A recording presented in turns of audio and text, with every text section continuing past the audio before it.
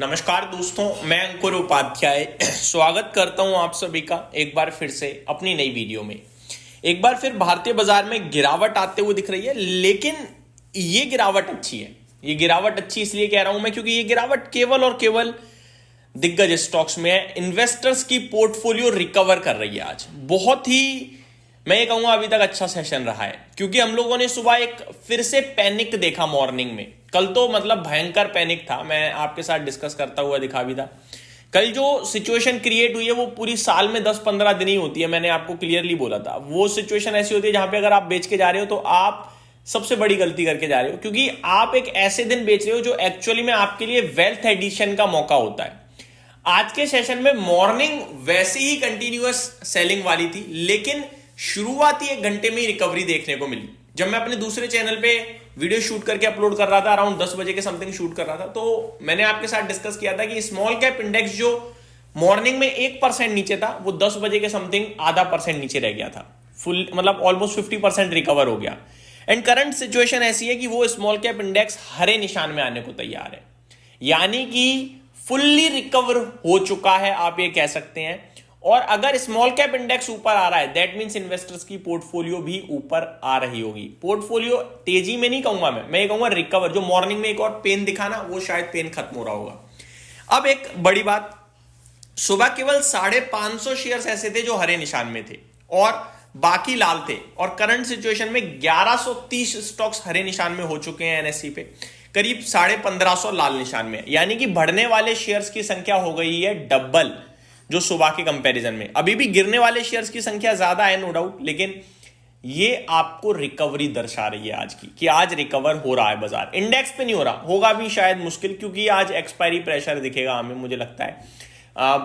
Call option बिकी हुई है 26,000 की, बहुत हैवी मुझे लग रहा है, तो वो पार नहीं होगा। लेकिन ब्रॉडर मार्केट संभल रहा है, यही चाहिए भाई। इन्वेस्टर्स यही चाहते हैं, क्योंकि इंडेक्स ने तो लाइफ हाई भी लगा दिया, पोर्टफोलियो तो नीचे ही रह गई, तो कोई फायदा ही नहीं था। अभी अगर ये स्टॉक धीरे धीरे रिकवर हो जाए तो बहुत अच्छा रहेगा। अब मैं आप सभी के साथ बात करना चाहूंगा एक और इंटरेस्टिंग डेटा के बारे में। दोस्तों, जब भी ऐसा होता है कि पैनिक क्रिएट होता है और फिर मॉर्निंग में भी पैनिक कंटिन्यू होता है और वहां से जो रिवर्सल आ जाए, वो हैवी रिवर्सल माना जाता है। वो ऐसा माना जाता है कि अपॉर्चुनिटी क्रिएट हुई और किसी ने ग्रैब कर ली, तभी तो ऊपर आ रहा है। क्योंकि अचानक से घूमने का या तो ट्रैप होता है कि हाँ दोबारा घूम रहे हैं, ट्रैप कर लेते हैं। क्योंकि अब ऑब्वियस अगर किसी को बड़ा माल बेचना है तो बेचने के लिए उसे बायर चाहिए होगा। घटते बाजार में तो बायर मिलेगा नहीं, बायर मिलेगा जब वापस बढ़ने लगेगा। तो ये वापस बढ़ रहा है, या तो ये फिर ट्रैप किया जा रहा है, या ये एक्चुअली में ही बाइंग है जो कि आपको ऊपर खींच रही है। अब ये तो हमें पता चलेगा शाम होते होते या 1-2 दिन में। बट अभी सिचुएशन ऐसी है कि बाजार रिकवरी मोड में है और अच्छी रिकवरी मोड में है। अब बात करते हैं कुछ स्टॉक्स की। सबसे पहले सेक्टर, पीएसयू बैंकिंग और रियल एस्टेट हरे निशान में, बाकी सब है लाल निशान में। आज आईटी थोड़ा कल्प्रेट टाइप बन रहा है और आईटी 1.5% नीचे, इसीलिए आप देखोगे निफ्टी ऊपर नहीं आ रहा, रिकवर नहीं कर रहा है ज्यादा, केवल और केवल आईटी की वजह से, क्योंकि आईटी का वेटेज ज्यादा है और वो 1.5% नीचे है, तो फिर वो प्रेशर बना देगा अकेले ही। ऑटो मीडिया में भी गिरावट अच्छी खासी देखने को मिल रही है आप सभी को। बात करें दोस्तों मार्केट्स की, तो आज टॉप गेनर केन्स टेक्नोलॉजीज है। अगर आप मेरे रेगुलर व्यूअर हो, इसकी हर दिन की गिरावट पे मैंने वीडियो बनाई, और कल वो दिन था जब मैंने आपसे कहा कि अब ये 3850-3900 रुपए पे बेचने के लिए नहीं रहा, 60 के पीई पे आ गई है। कंपनी कह रही है FY28 तक $1 बिलियन का रेवेन्यू मारेंगे, यानी मुनाफा और रेवेन्यू होगा यहां से डबल। और अगर ऐसा होने जा रहा है तो कंपनी जो 2 साल में डबल हो सकती है, वो आपको 65 के पीई पे नहीं मिलने वाली। तो वैल्यूएशन प्लस अर्निंग्स दोनों इसमें ग्रो कर सकती हैं।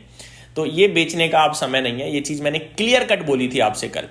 आज आपका 4000 हो गया है शेयर दोबारा से, लेकिन मैं लेने के लिए नहीं बोलूंगा, क्योंकि जितनी ये प्रॉब्लम है इनको क्लियर होने दीजिए एक बार। यहां लेने के मौके जरूर तलाशने चाहिए, लेकिन अभी वेट करके, ये मैं आपके साथ दोबारा कहना चाहूंगा। वहीं दूसरी तरफ इंडिगो, ये भी आज हरे निशान में आ रहा है, लेकिन यहां मैं अभी भी अलर्ट करूंगा अपने व्यूअर्स को। आपको सिचुएशन समझनी होगी। केन्स एक डिस्क्लोजर के चलते गिरा, मैनेजमेंट ने डिस्क्लोजर की गलती मान भी ली है। इंडिगो प्रॉब्लम है, एक्चुअली बिजनेस मॉडल में ही दिक्कत खड़ी हो गई है। डीजीसीए ये कह रहा है कि भैया इनके तो रूट ही कम कर दो, और आज इसके ऊपर कुछ आउटकम भी आ सकता है। और रूट में अगर कमी आ गई, दिल्ली टू मुंबई वाले स्पेशली, मान लो दिन की 100 फ्लाइट मार रहे हैं दिल्ली टू मुंबई, और वहां पे इन्होंने 50 फ्लाइट कट कर दी, इनका तो धंधा खत्म कर दिया भाई। बट ऐसा होगा नहीं, क्योंकि फिर दूसरा है नहीं ना अभी डीजीसी के पास, तो ये भी तो एक परेशानी का विषय है। उन्हें भी तो चाहिए ना एयरलाइन ही नहीं है भाई। ऐसे में स्पाइस जेट फायदा उठाने की कोशिश कर रहा है, 2 नए उन्होंने आज एरोप्लेन जोड़ दिए अपनी उड़ान में। तो अब मतलब मार्केट काफी गर्म हो रहा है, ये देखने वाली बात है कब तक चलेगा और कैसा चलेगा। बट इतना जरूर कहूंगा कि इंडिगो में अभी भी वेट करें, यहां जल्दबाजी ना करें। वहीं दूसरी तरफ केन्स टेक्नोलॉजी अच्छा लगता है, बेचना नहीं है अब, और इसे बायोडिप के लिए देखना है। आगे बात करें तो टीटीएमएल, गोदरेज एग्रो, एरएस लाइफ साइंसेज, त्रिवेणी इंजीनियरिंग, कुछ स्टॉक्स हैं जो अच्छा एक्शन में आज पॉजिटिव साइड पे दिख रहे हैं। गिरावट हो रही है एलटी फूड्स में। आई थिंक ये जो चावल वाले शेयर हैं दावत और ये आपका केआरबीएल, इनके लिए न्यूज है कुछ यूएस से, जहां पे टैरिफ से रिलेटेड कुछ बढ़त की बात करी है चावल इंपोर्ट पे, जिसके चलते आज इन पे नेगेटिव इंपैक्ट आ रहा है। आई थिंक आईटीसी होटल्स भी नीचे है, कोफोर्ज, एशियन पेंट, एथर एनर्जीज में भी गिरावट देखने को मिल रही है। टॉप टर्नओवर की लिस्ट को केन्स टेक्नोलॉजीज आज लीड कर रहा है, 3000 करोड़ का टर्नओवर ऑलरेडी हो चुका है। इंडिगो दूसरे नंबर पे है, 2078 करोड़ का टर्नओवर। बीएससी, जेएसडब्ल्यू एनर्जी, आनंद राठी में भी अच्छा खासा टर्नओवर होता हुआ दिख रहा है। दोस्तों कल पोस्ट मार्केट नंबर्स आए थे फिजिक्स वाला के, रिजल्ट्स तो काफी बेटर अच्छे लगे, बाजार को भी पसंद आए, लेकिन शेयर उतना अच्छा नहीं कर रहा है। हालांकि शेयर गिरा नहीं है, ये भी बड़ी बात है, 140 रुपए पे खड़ा है, क्योंकि कल बहुत पैनिक था तब भी नहीं गिरा, तो फिर मैं मानूंगा पॉजिटिव एक तरीके से। अब आ जाते हैं दोस्तों ब्रोकरेज हाउसेस के ऊपर, कहां पे है क्या टारगेट। सबसे पहले BDL, BNK on Bharat dynamics. BNK ने इनिशिएट करी है होल्ड की रेटिंग और 1400 रुपए का लक्ष्य दिया है। वहीं बीएनके की बीईएल के ऊपर 513 रुपए के टारगेट के लिए बाय आया है। हिंदुस्तान एरोनॉटिक्स पे 5610 के लिए इन्होंने बाय की रेटिंग इनिशिएट करी है। हिंदुस्तान जिंक के पे इन्होंने 610 की रेटिंग 610 का टारगेट दिया है और बाय की रेटिंग दी है। वहीं सीमेंस पे मैक्वायरी की तरफ से न्यूट्रल की रेटिंग है, 3100 का टारगेट है।